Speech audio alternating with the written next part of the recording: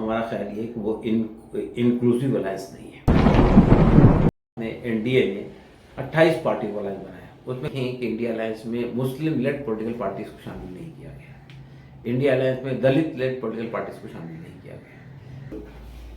2024 में जो इलेक्शन आ रहे हैं, इंतखाबात आ रहे हैं, पार्लिमानी इंतखाबात, तो उसके लिए जो है एक अलायंस बन रहा है, बना है इंडिया के नाम से। तो इस सिलसिले में आपका क्या तासुर है? क्या इंडिया अलायंस कुछ इम्पैक्ट कर पाएगा, या इंडिया अलायंस से क्या तवक्कात आपकी? देखिए, पहली बात तो यह है कि इंडिया अलायंस में जितनी सेकुलर पार्टियां हैं, कुछ रीजनल पार्टी को छोड़कर, वो सब एक प्लेटफॉर्म पर आई है।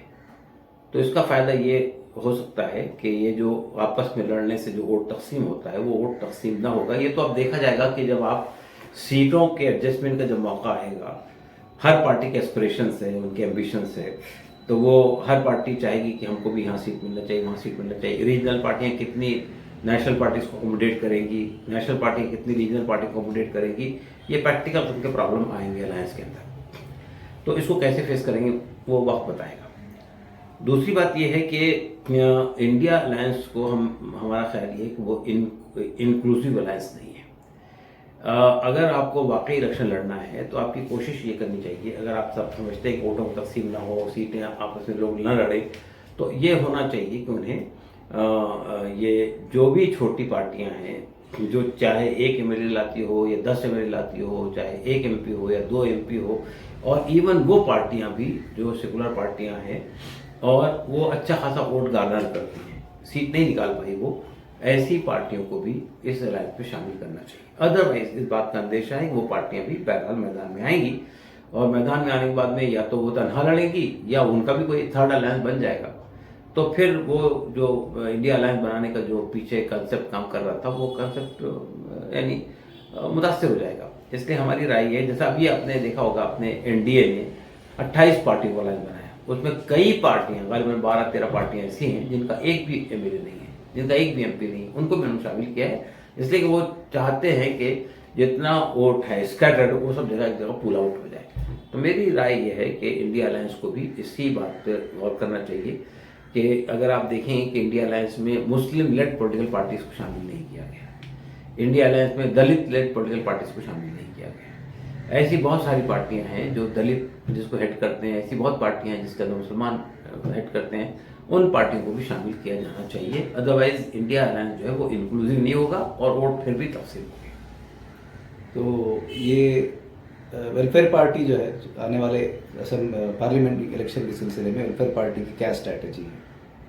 पहली बात तो ये कि वेलफेयर पार्टी ये तवक्को रखती थी कि ये इंडिया अलायंस जो है ऐसी तमाम पार्टियों को अपने साथ शामिल करेगा जो जिनके पास एमएलए हैं, एमपी हैं, और ऐसी पार्टियां जिनके पास एमएलए, एमपी नहीं है लेकिन वो एक वैल्यू बेस्ड पॉलिटिक्स कर रही है और वो अच्छे खासे वोट को मुतासिर करने की सलाहियत रखती है, उनको भी उन्हें शामिल करना चाहिए।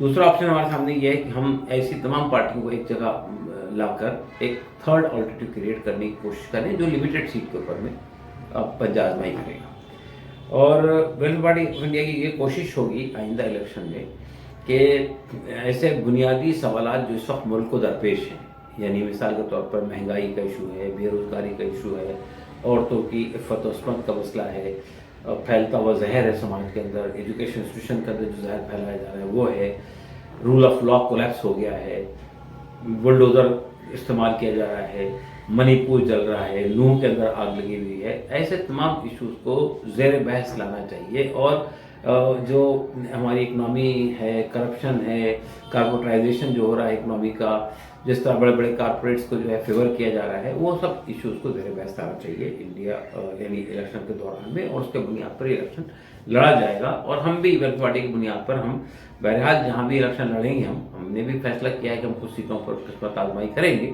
अपार्ट फ्रॉम दैट हम कुछ बुनियादी सवालात को पब्लिक के सामने रखेंगे। ये वो इशूज़ हैं जिनको बुनियाद बनाकर इलेक्शन में हिस्सा लिया जाना चाहिए। जी, आपका बहुत बहुत शुक्रिया। ये थे डॉक्टर इलियास साहब, जो कि वेलफेयर पार्टी के नेशनल प्रेसिडेंट हैं। शुक्रिया।